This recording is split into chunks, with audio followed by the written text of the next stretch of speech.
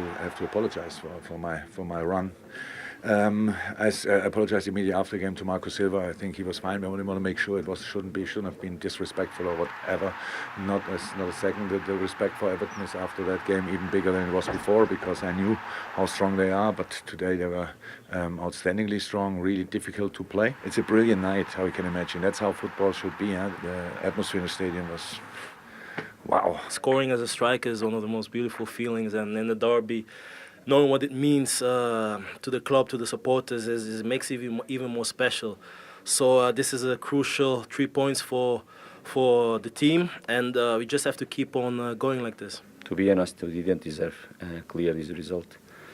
Like I promised, we came here to challenge them, to work to win the match, like we did since the first minute.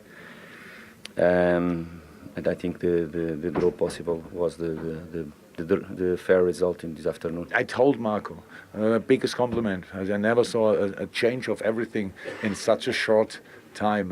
What Sarri does at Chelsea is impressive, but that's like a wonder. That's completely different. You have to introduce this team completely new when you make an analysis. Usually you know last year they did that, now they do it a bit different. This year it was like blank paper, and now, listen, that's Everton 2018. We'll come on to Everton's performance in just a moment. Jordan Pickford said afterwards, to explain this, and I don't know who wants to go first on the goal, but he said, the ball spun, and as I tried to flick it over, my hand hit the bar. It's just a freak incident. You move on and get better. Not what I saw. I think that the way that ball was travelling, all Jordan Pickford had to do for me is just tip it over the bar, kept it moving on its way. It looks to me like he's trying to catch it. And if he is trying to catch it, for me, I can't understand how he's going to try and catch this. He's going with two hands. Just flick that over the bar with one hand. It's a monumental error. That's all. Do you think it's harder than it looks? No, he's got to try and tip it over. No.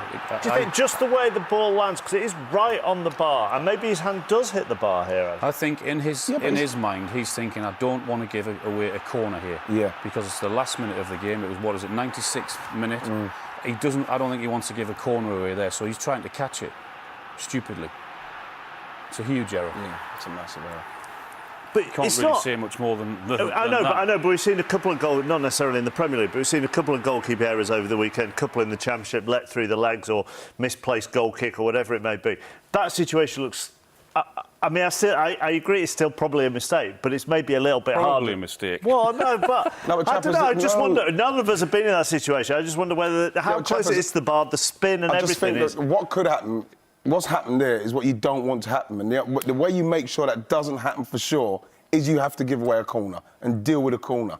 I don't think that he's gone with two hands. I can't understand how he thinks he can catch that from where it was. Let's move on to Everton's performance. Jurgen Klopp full of praise for what I'm going to give up on trying to justify that. And you'll go look at the defence and you'll go look at Andre Gomez in midfield. Yes, well, he's very impressive. You know, he's come from Barcelona on loan, and you know that him and Idrissa Gueye, Ghana, they're brilliant. They've been brilliant together. But you know that where he's come from, his technical ability is fantastic. And here, he does so well when he's running with it, lays it off, he gets in there, he's got to score this.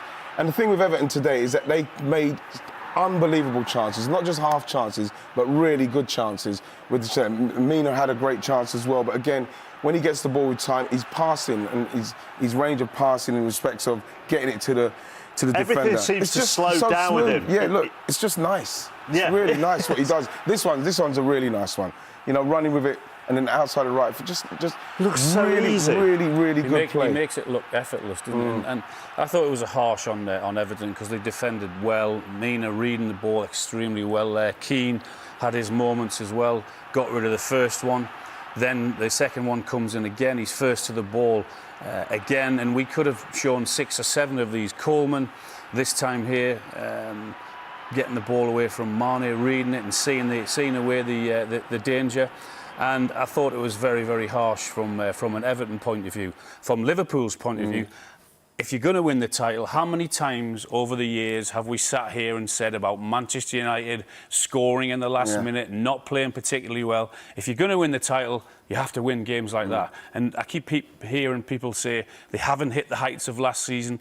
That has to be a positive. Yeah. Haven't been defeated yet in the league. 2 points behind Manchester City, who are blowing everyone away. Yeah. So that has to be a positive for Liverpool. I think when you look at Everton, though, like Jurgen Klopp's saying about how much they've improved, you have to look at their back four with Dean. You know, Mina looks really good. Keane looks like he's got a new lease of life, and Seamus Coleman. And then you see Idrissa Gueye and Gomez there. And then the pace what they've got. I would love to see Lookman get a game. I'd love to see him get a game. Start. Absolutely. I'd love to see him start. I think he's somebody, if he could get 4 or 5 games, I think he's going to be unbelievable for Everton.